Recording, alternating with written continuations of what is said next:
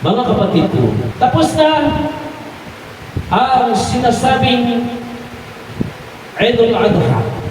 Ito yung pagsasaya ng mga Muslim na ipinagkaloob ng ating pananampalatayang Islam. Pero bakit tayo nagsasaya? Dahil una, yan yung kanyang ibinigay na selebrasyon o pagdiriwang para sa atin bilang mga Muslim.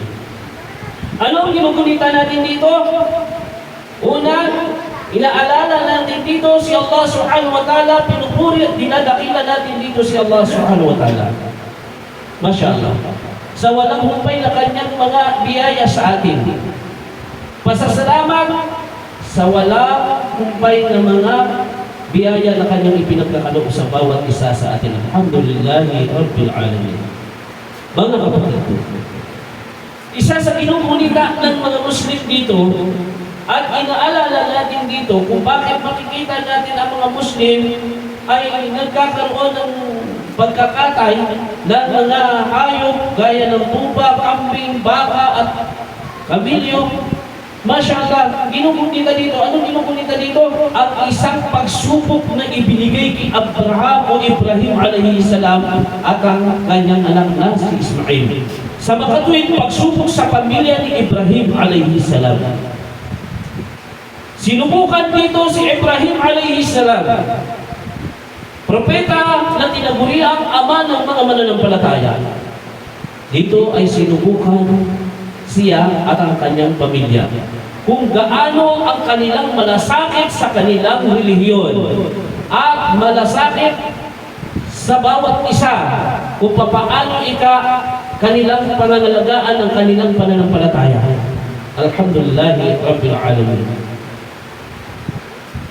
Sinubukan dito ni Allah subhanahu wa ta'ala kung gaano kahalaga kay Ibrahim alayhi salam ang kanyang pananampalataya.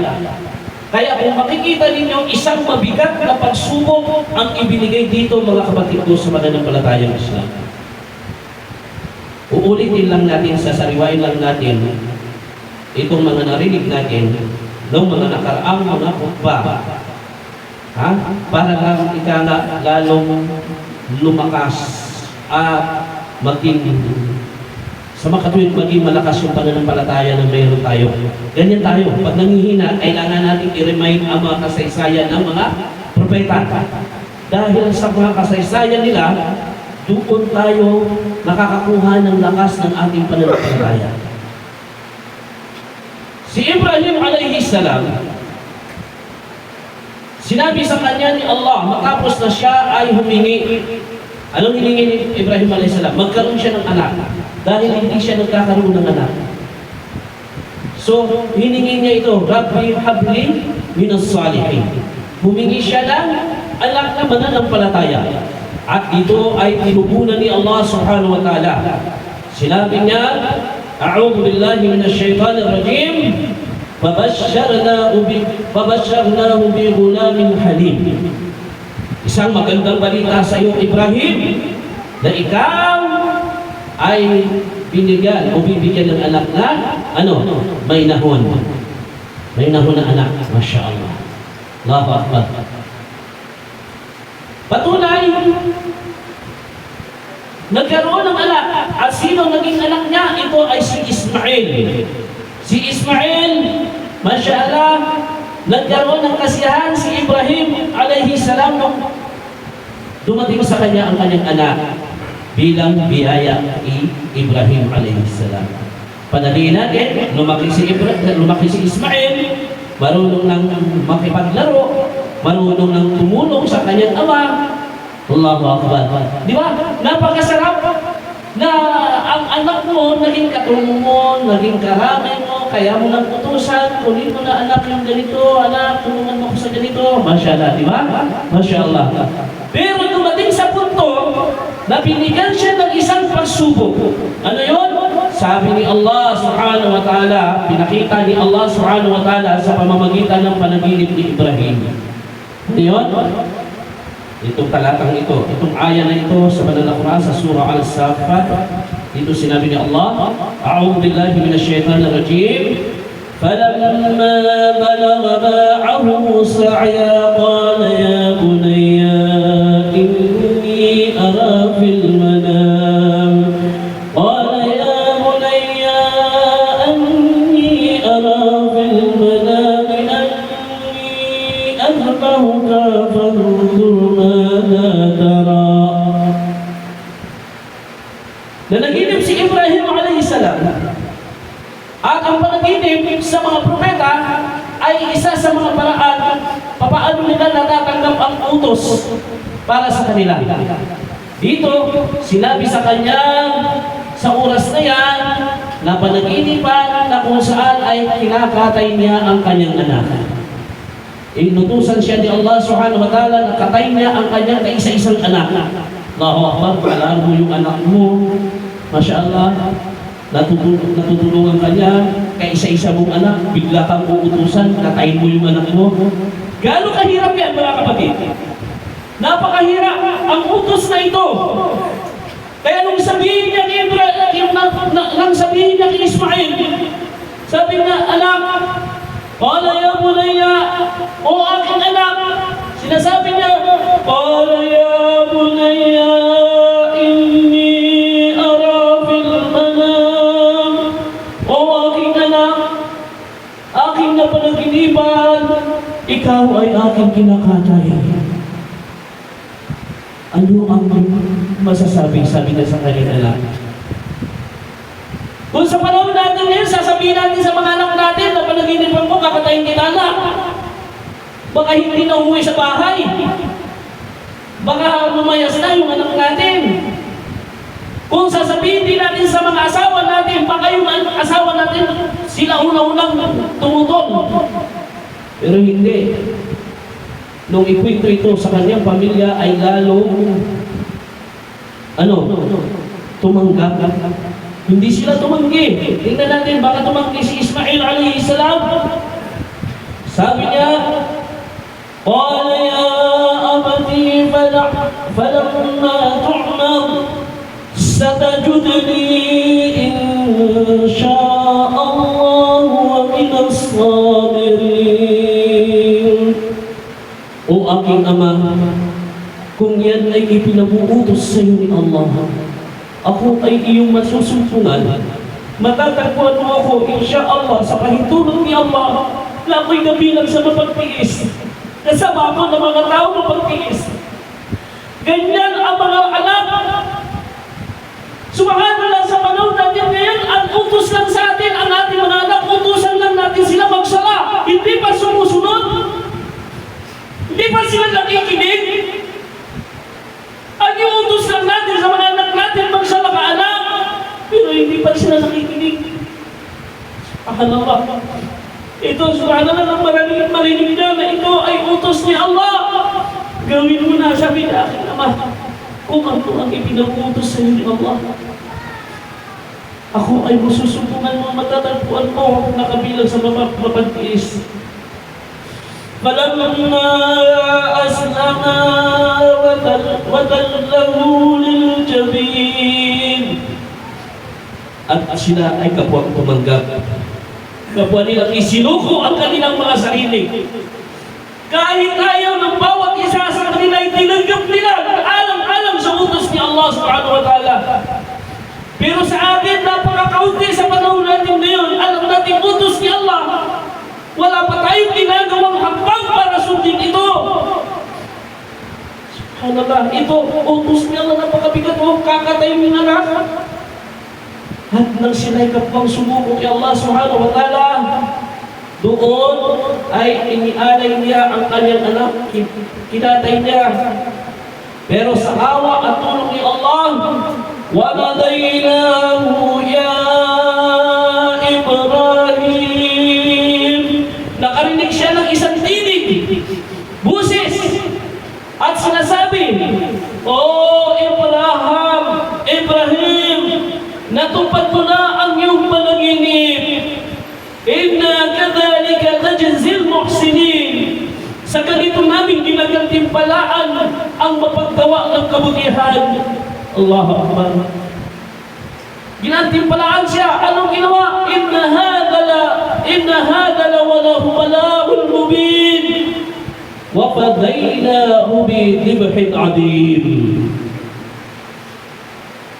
At ito ay lantad na pagsubok ni Ibrahim at ni Ismail sa pamilya ni Ibrahim alayhi salam.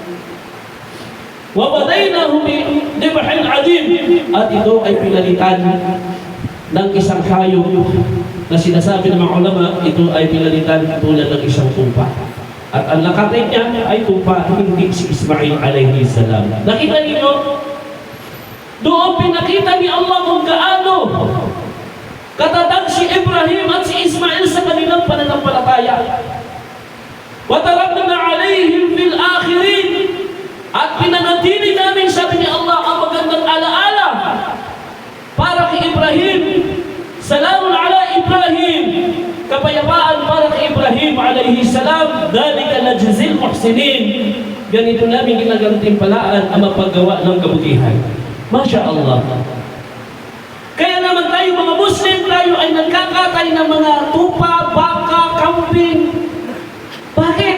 Kasi ito yung ginugulitan natin sa tuwing darating ang mga araw na yan. Yan lang naman yung pwede natin gawin. At isa sa kinakailangan na tanggalin at pinaalis sa atin, ano? Yung desire, yung mga hindi magandang hangarin, yung mga hindi magandang gawain. Yan lang ang pinagutos sa atin eh. Tingnan nyo, sa atin napakagaan yung utos sa panahon natin ngayon. Magsala ka, gawin mo yung sala. Kung ikay may kakayahan, magbigay ka ng zakat, magsadaka ka, mag-ayuno ka, mag-hajj. Yan lang, wala lang mabigat na pag-uutos. Subhanallah, makipagpunyagin tayo sa landas ni Allah subhanahu wa ta'ala. Ibig sabihin, labanan natin yung mga sarili natin mga pagnanasa. Yan lang naman ang paglalabanan natin ngayon. Kaya mga kapatid ko, nawa makapagbigay sa atin ito ng aral. Marami, itong kasaysayan na ito, maraming aral na ating mapagkukunan dito. Ibig sabihin, marami tayong aral na makukuha sa kasaysayan ni Ibrahim alayhi salam. Aqulu quli hada wa astaghfirullah li wa lakum wa lis-sa'iril muslimin min kulli dhanbin fastaghfiruhu innahu huwal ghafurur rahim.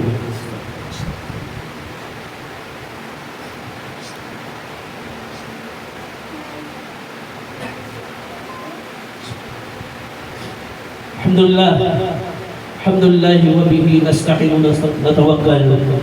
Wassalatu wassalamu ala asyrafil anbiya'i wal mursalin nabiyyina Muhammadin wa ala alihi wa sahbihi wa man tabi'ahum bi ihsanin ila yaumil din. Amma ba'd.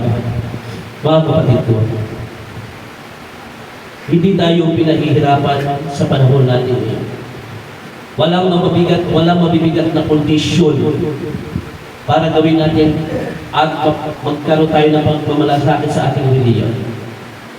Hindi hiningi sa atin yung ating mga anak. Ano lang, hiningi lang sa atin yung mga anak natin, utusan natin sila magsala. Bigyan natin sila ng aral sa Islam. Yun lang mga ibinigay sa atin ng pag-utos. Kung sila ay dumating sa 7 taon, gulang, utusan natin sila magsala. Pag dumating sila sa edad na 10 taon, at kung hindi sila magsasala, paluin natin sila. Yun lang. Yun lang yung pinili na pumutos sa atin. Pero si Ibrahim a.s. katayin niya yung kanyang anak. Allahu Akbar. Kaya mga kapatid ko, huwag natin hahayaan ang ating mga sarili na hindi magkaroon ng pagmamalasakit sa kanyang relihiyon. Ibig kong sabihin, huwag natin hahayaan ang ating mga sarili na mawala ng pagmamalasakit sa ating relihiyon. Bilang tanda na tayo ay nagmamalasakit sa ating reliyon, anumang pagsubok na dumarating sa ating sarili, pagsubok sa ating pamilya, huwag natin hahayaan na mabitiwan natin ang ating pananampalataya kay Allah. Huwag natin ipagpalit yung ating mga anak sa relihiyon ni Allah. Sa madaling salita, huwag natin ipagpalit yung ating mga asawa sa relihiyon ni Allah. May mga tao na dahil ang kanilang anak, ang kanilang asawa ay hindi na hindi na nagsasala, hindi na rin sila nagsasala. Ha? May mga tao na nagiging dahilan nila, pamilya nila, ayaw ko pumunta sa ano ganyan kasi ayaw ng asawa ko, ayaw ng walang kasama yung anak ko, kung ano-ano. Ang mga dahilan ng tao. Di ba? Pero ito, mga propetang ito, gaya ni Ibrahim a.s., ni Ismail, ni Hajar, asawa ni Ibrahim, walang reklamo. Kapwa silang sumuko kay Allah, tinanggap nila kung ano ang utos ni Allah subhanahu wa ta'ala. Kaya inshallah, kung alam natin ito ay para sa ating relihiyon, ipinagutos ng ating relihiyon, ipinagutos ni Allah subhanahu wa ta'ala, huwag tayong tatanggihan. Dahil walang mabigat sa panahon natin ngayon, walang mabigat ang ipinagutos si Allah para sa atin. Ang lahat ay ginawang magaan para sa atin ni Allah sa panahon natin ngayon. Sa umma ni Propeta Muhammad sallallahu alaihi wasallam, ang mga kautusan ni Allah ay mga magagaan. Walang mabigat na pag-uutos si Allah sa atin sa panahon natin ngayon. Bakit? Kaya, insyaAllah ta'ala, makuha natin ang mga bagay na ito. Nawa ay bigyan pa tayo ng lakas ni Allah, kalusugan, para magampanan natin ang mga tungkulin natin kay Allah subhanahu wa ta'ala.